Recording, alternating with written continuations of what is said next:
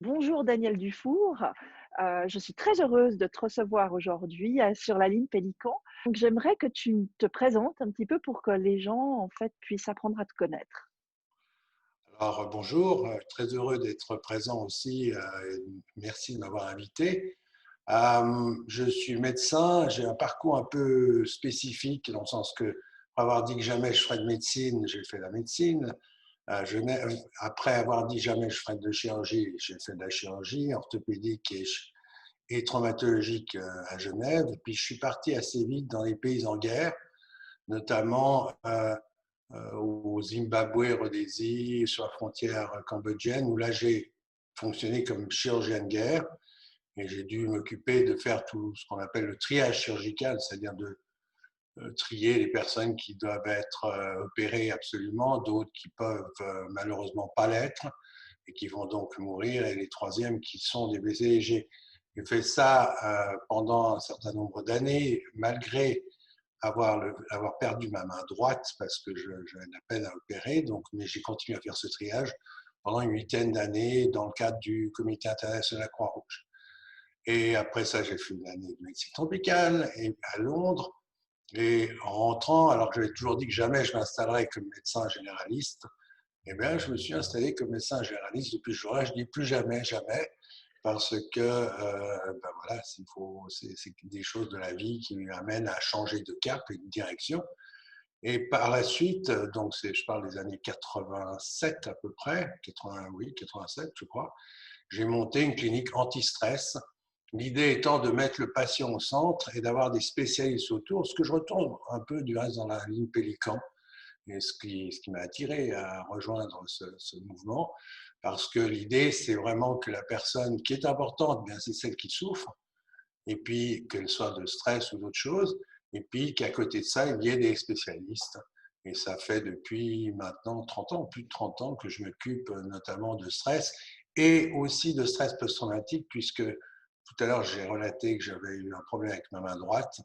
En fait, c'était un des premiers symptômes du trouble de stress post-traumatique dont j'ai souffert à la suite de mes activités des pays en guerre. Et donc, voilà. Alors Je résume. effectivement, j'entends, il ne faut plus dire jamais avec Daniel Dufour, hein, parce qu'à chaque fois que c'est jamais, eh bien, tu y vas à fond.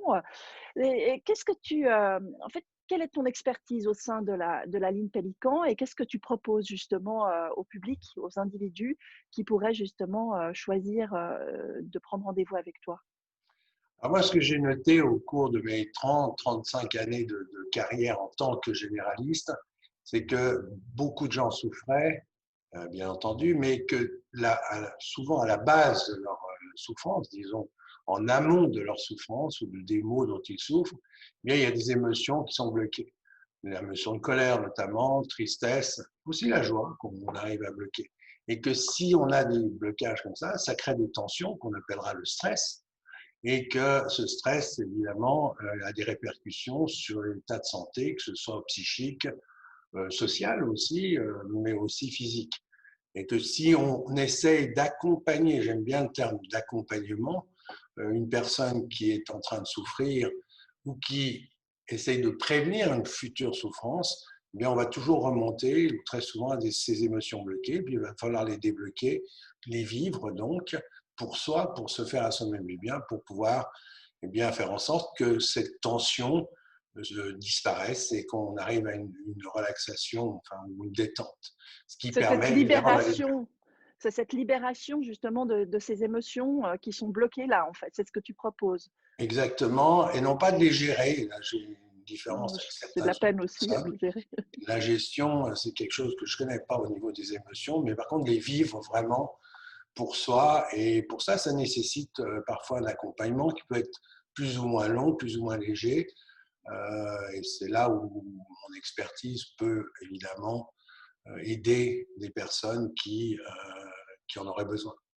Et Alors on entend actuellement, si on prend les temps actuels, il y a beaucoup de gens qui sont très en colère finalement, mais qui gardent tout ça à l'intérieur et puis qui, du même coup, partent dans le futur, dans les peurs, les anxiétés, ce qui explique qu'on a une société depuis quelques mois qui est relativement violentes, cassantes, avec des gens qui ne sont pas bien. Ouais. Donc toi, c'est ce que tu constates, aujourd'hui dans ta pratique, c'est qu'avec, tout ce qui a été proposé en fait à tout le monde, à tous, hein, durant ces derniers mois, te donne en fait beaucoup de travail d'après ce que j'ai compris. Donc il y a beaucoup, beaucoup de personnes qui ont besoin justement de pouvoir libérer ces émotions, libérer ces blocages et c'est ce que tu leur proposes de faire. Voilà, exactement. Alors, ça peut Ah, prendre plusieurs formes, bien entendu. Ça peut être des entretiens plus ou moins courts, plus ou moins longs, parce que souvent, bien, il faut faire connaissance avec la personne. Il faut aussi que la personne fasse connaissance avec elle-même, souvent, parce qu'on s'oublie. Et quand on n'est pas bien, ben, on a cette tendance à s'être complètement oublié et de ne parler plus que des masques ou des anti-masques ou des pro-masques, mais d'oublier complètement qu'on existe finalement, qu'on soit avec masque ou sans masque, si on prend un exemple bien actuel. alors tu as parlé de stress, tu as parlé de troubles stress post-traumatique. Est-ce que tu pourrais juste nous expliquer en quelques mots, hein, parce que là on va pas avoir le temps, vraiment d'aller dans les détails, mais en quelques mots, qu'est-ce que tu entends par stress? Qu'est-ce que le trouble de stress post-traumatique? Alors, le stress, c'est un mot finalement relativement commun qui veut dire tension. Toute personne qui est tendue bien peut dire qu'elle est stressée. Moi, je ne connais pas le stress positif ou négatif. Je parle du principe qu'à partir du moment où on est tendu, on n'est pas sur le bon chemin et qu'il faut essayer de retrouver une détente.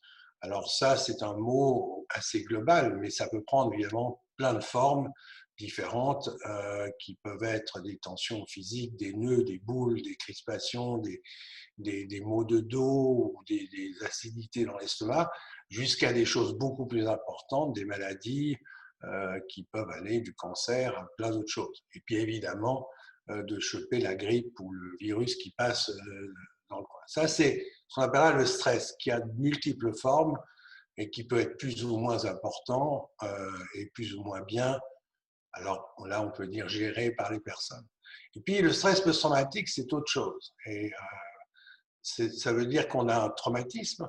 Un traumatisme, ça peut être simplement un accident de vélo, ça peut être une inondation, ça peut être bloqué dans un ascenseur, par exemple, mais ça peut être évidemment des choses plus importantes qui malheureusement sont fréquentes et communes, qui sont des viols, des attaques, des différents, disons, événements traumatiques. Alors des Si violences, hein, puisque je suis moi dans la violence, c'est vrai que les violences, par exemple domestiques, pourraient être, considérées, Tout à fait. dans voilà, d'accord, Un harcèlement, par exemple, dans un bureau, voilà. c'est aussi un traumatisme qui doit être considéré comme étant quelque chose d'important. Et le problème, c'est que lorsqu'on subit un traumatisme, eh bien, il y a non seulement souvent un blocage d'énergie, c'est-à-dire que la personne face à un danger, soit elle va courir, s'enfuir, soit elle va attaquer, soit elle va freeze, c'est-à-dire complètement bloquer, pas parce qu'elle a peur, parce qu'elle n'est pas du tout dans la peur à ce moment-là, mais c'est la seule façon de survivre. S'il n'y a pas libération de cette énergie par la suite, ça devient problématique. Puis il y a une autre chose qui est bloquée pendant on subit un traumatisme, c'est une émotion, et l'émotion la plus commune, c'est tout de même une colère, c'est-à-dire qu'on ben, on n'est pas très heureux, bien entendu, de se faire agresser, de se retrouver percuté par une voiture ou des choses comme ceci. Et si cette colère est gardée pendant un certain temps par la personne, au bout d'un certain temps, on parle de 2-3 mois, on va parler de stress post-traumatique qui est une maladie à part entière qu'on a longtemps considéré comme un des troubles anxieux qu'on traitait avec des anxiolytiques, et c'est faux, parce qu'il n'y a pas besoin de traiter ça avec des médicaments. Par contre, il faut de nouveau aller chercher l'émotion et essayer de la libérer de façon à pouvoir guérir de cela. Mais on peut aussi la prévenir, c'est-à-dire que dès qu'on a un événement traumatique, d'essayer le plus vite possible, finalement, de libérer cette colère de façon à pas ce que par la suite on développe ce trouble de stress post-traumatique. Si je le résume, bien entendu, c'est pas aussi simple que ça, mais disons, c'est pas quelque chose non plus qui, comme certains malheureusement de mes confrères psychiatres le disent, est totalement dont on ne peut pas guérir. On peut guérir de ce stress post-traumatique.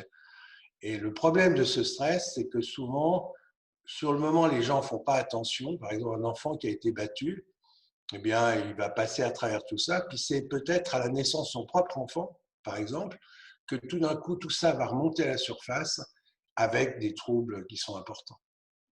Oui, tu parles vraiment de ce traumatisme "tu", en fait, qui est muet, pendant un temps, sur lequel on met un couvercle et puis ensuite, avec le temps, qui s'amplifie et avec un autre événement qui se réveille, en tout cas, qui montre des signes, là, de stress post-traumatique. En fait, c'est la conséquence du traumatisme vécu qui peut s'étaler, en fait, sur des années, hein. Tout à fait. Et souvent, c'est ce qui pose la difficulté d'un diagnostic correct, c'est que les gens ne font pas le lien finalement, et les médecins non plus ne font pas le lien, par exemple, entre une personne qui tout d'un coup devient dépressive ou psychotique, ils ne font pas le lien avec l'événement traumatique qui peut remonter à une dizaine d'années, une vingtaine d'années. Et c'est Et pourtant le stress post-traumatique peut être, enfin, est un diagnostic, qui figure justement dans le DSM-5, ce manuel, où il y a tous les diagnostics, en fait, répertoriés, c'est bien ça? Oui, mais il a été finalement classé comme trouble à part entière seulement en 2013, ce qui veut dire que c'est Oui. quelque chose de relativement nouveau, donc qui peut et qui demande surtout d'aller à la cause. Et d'aller à la cause, ça demande du temps. Et ça demande évidemment d'écouter la personne, c'est là où la notion d'accompagnement pour moi est importante, d'accompagner la personne pour qu'elle trouve finalement cette cause et l'aider à trouver cette cause. Mais ça demande du temps, ça demande des consultations qui ne sont pas de 15 minutes. Et moi, c'est pour ça que j'ai toujours consulté, disons, entre 45 et 60 minutes, de façon à laisser le temps à la personne bien finalement à trouver par elle-même, parce que c'est ça qui est le plus important. Créer aussi cette alliance, hein, avec la personne, l'accompagnant, hein, c'est aussi important, créer cet espace de discussion pour avoir confiance, en fait, et se libérer. Eh bien, ça a l'air passionnant, hein. Alors, heu, quels sont les signes, en fait, qui pourraient permettre aux personnes de se dire: «Bah, c'est Daniel que je vais appeler, c'est Daniel que je vais contacter parce que là, je sens qu'effectivement, j'aurais besoin de cet accompagnement spécifique». Je dirais que si on parle de troubles de stress post-traumatique et qu'on se consacre à ça, mettons, ben, c'est des personnes qui vont avoir ce qu'on appelle des reviviscences, c'est-à-dire des choses qui remontent à travers des cauchemars, des bouts de l'événement traumatique. Ça peut être des cauchemars, ça peut être des rêves, ça peut être aussi des flashbacks. Ça, c'est ce qu'on appelle les reviviscences. Avec ça, il y a aussi tout ce qu'on appelle les évitements. Par exemple, une personne qui a été harcelée dans son lieu de travail, elle va tout faire pour éviter la rue dans laquelle son lieu de travail se trouve. Elle ne peut plus retourner au travail elle-même. Par exemple, ça, c'est ce qu'on appelle les évitements. Troisième grande catégorie de symptômes, c'est ce qu'on appelle les engourdissements. C'est que la personne voit son avenir d'une façon très pessimiste, se coupe d'elle-même, donc elle se coupe aussi des autres, ce qui engendre des problèmes évidemment familiaux, affectifs et aussi sociaux, dans le sens que la personne s'isole de plus en plus. Il y a des gens qui souffrent de ça et qui ne sortent plus du tout de chez eux ou qui ont beaucoup de peine à le faire s'ils ne sont pas accompagnés. Puis quatrième grande catégorie de symptômes, ils sont beaucoup plus, j'allais dire, communs. Ça veut dire une hypervigilance, on va être hyper sensible au bruit, par exemple, on va se mettre dans des situations à risque. J'allais dire, c'est un peu le stress d'une façon globale. Si on a ces quatre grandes catégories de symptômes, ben on peut être à peu près certain qu'on souffre de cela. Maintenant, il y a beaucoup de gens qui ne vont pas présenter tous ces symptômes-là, mais une partie, ce qui aussi indique qu'il y a un travail à faire à ce moment-là. Alors, qu'est-ce qui fait qu'en fait, ce soit pas toujours repéré, d'après toi? Ben, ce qui fait que ce n'est pas toujours repéré, c'est que souvent, une fois que la personne s'est un peu installée dans ce trouble, elle va présenter ce qu'on appelle des comorbidités. C'est un terme très scientifique, mais enfin, qui veut dire qu'on a des troubles qui se surajoutent. Alors, ça peut être simplement des maux de dos, ça peut être une dépression, ça peut être des gens euh, qui essayent de mettre fin à leur vie, mais ça peut être aussi d'autres choses qui peuvent aller d'un simple infarctus, enfin simple, de choses, j'allais Des dire, banales, manifestations un entre peu complexes, guillemets, qui voilà. sont des manifestations. Et le gros problème, c'est qu'on va traiter ces manifestations, on va traiter les maux de dos. Bon, ça va pas tellement bien marcher. On va, des gens qui sont anxieux, on va leur donner des anxiolytiques. Bref, on va essayer de traiter le symptôme plutôt que d'aller rechercher la cause. Et c'est là où ben, il y a beaucoup de diagnostics qui, du même coup, sont erronés. Et c'est dommage parce que ce sont des gens qui sont sous antidépresseurs, anxiolytiques, somnifères, alors qu'en fait, s'ils arrivent, ils parviennent à retrouver l'événement traumatique. Alors évidemment, ils ne se souviennent pas forcément de tout l'événement traumatique, mais ils se souviennent de toute façon de l'émotion qui a été vécue juste après, notamment l'événement ou pendant. Et Donc en fait, là, tu parles s'ils de arrivent, traiter l'invisible plutôt que le visible. C'est ça en fait, tout si à fait, on dit les choses simplement. voilà. D'accord. Le corps étant simplement finalement un ami qui va Ouais, nous un ami, oui. montrer à travers les symptômes qu'il y a quelque chose qu'on fait peut-être faux par rapport à soi-même.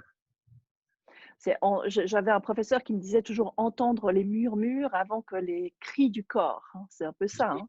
Tout à fait. Vraiment. Alors toi, tu proposes justement d'aller sur cet invisible, cette partie invisible, immergée, qui parfois peut être justement là depuis des années, hein. Est-ce qu'on parle aussi de transgénérationnel là ou pas du tout? Alors, certaines personnes en parlent. Moi, je ne suis pas grand favorable à cela parce que je pars du principe que finalement, on a dans le moment présent, en effet, tout notre passé, aussi tout notre futur.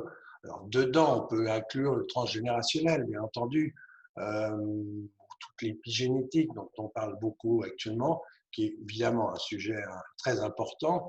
Mais j'allais dire qu'en repartant simplement du moment présent de la personne qui est là en face de, avec nous-mêmes finalement, eh bien on a tout ce contenu C'est transgénérationnel ou du travailler sur passé. cette tridimensionnalité, en fait, ce temps à 3 temps, hein, le présent, le passé, bien sûr, la digestion du passé, mieux vivre au présent et se projeter vers le futur. C'est ça, en fait.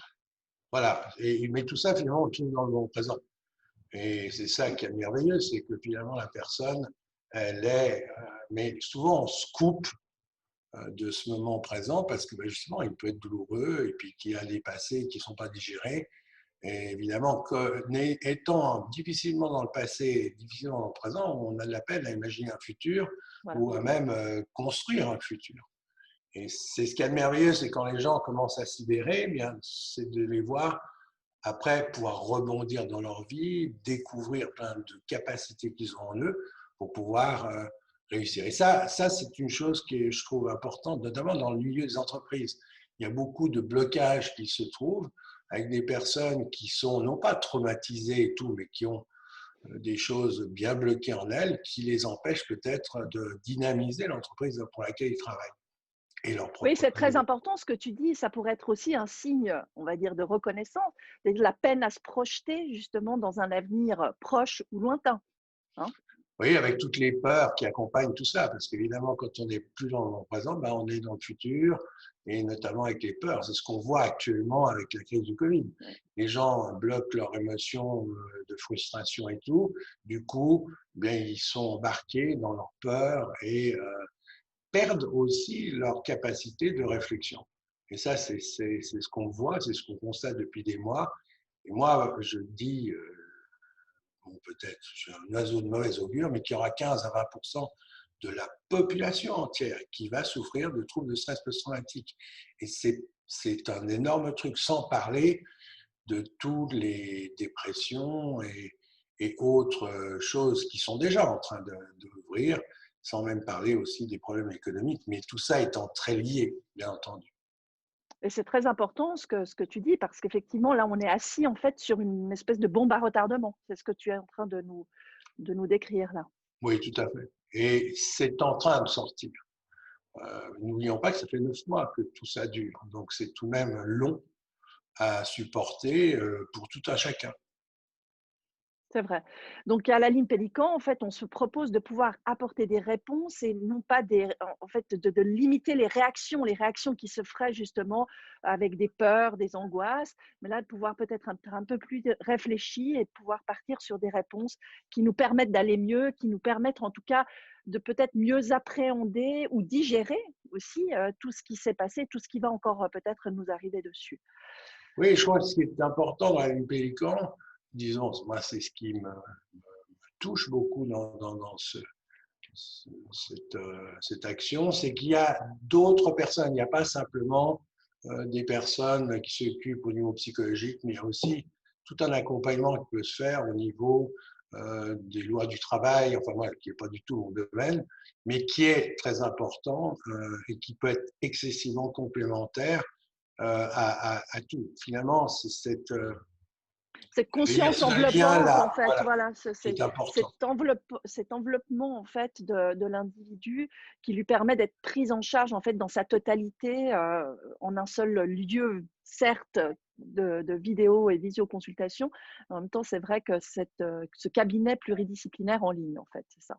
Voilà, et puis surtout, c'est d'être prise en charge, mais surtout d'arriver après, par la suite, parce que c'est tout de même le but, que la personne se prenne en charge. Ah C'est bah oui. tout de même le but, je crois, de toutes les personnes qui collaborent à la ligne Pélican.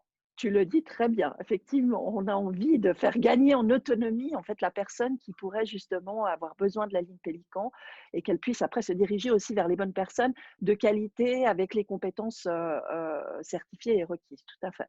Bien écoute, je te remercie beaucoup Daniel. Est-ce que tu auras quelque chose à ajouter peut-être, que tu voudrais dire, encore ou est-ce que tu as fait le tour en fait de tout ce que tu avais voulu passer comme information? On peut toujours rajouter des choses, mais je Oh dirais oui, qu'on se perd après, et donc je crois qu'on a dit l'essentiel. L'important oui, étant que les personnes y trouvent leur compte, et je crois qu'il y a vraiment plein de portes d'entrée qui permettent aux personnes qui aiment le Pélican, après peut-être de développer d'autres points d'autres qu'ils compétences, ouais. aimeraient développer. En tout cas, moi, je te remercie beaucoup de faire partie justement de l'aventure de la ligne Pélican, parce que c'est vrai que tu as répondu présent tout de suite. Et ça, pour nous, bah, c'est un grand plaisir, un grand honneur aussi, parce que tu es, et là, tu l'as pas dit, mais tu as écrit aussi plusieurs livres. Nous mettrons les références à la fin de ce petit entretien, parce que ça peut être aussi une porte d'entrée, savoir ben, chercher des réponses et peut-être lire un livre pour peut-être des fois se reconnaître aussi et puis avancer. En tout cas, je te remercie sincèrement. Je te souhaite une excellente journée. Et puis, donc, Daniel Dufour est à votre disposition sur rendez-vous sur la ligne pélican.com. On mettra là aussi toutes les coordonnées pour arriver directement sur son profil. Et puis, je vous dis à bientôt. Et surtout, Daniel, si tu veux développer autre chose avec nous, eh ben, on est là et on est toujours ravis de te recevoir. Merci. Parfait, merci à toi. Merci. Au revoir.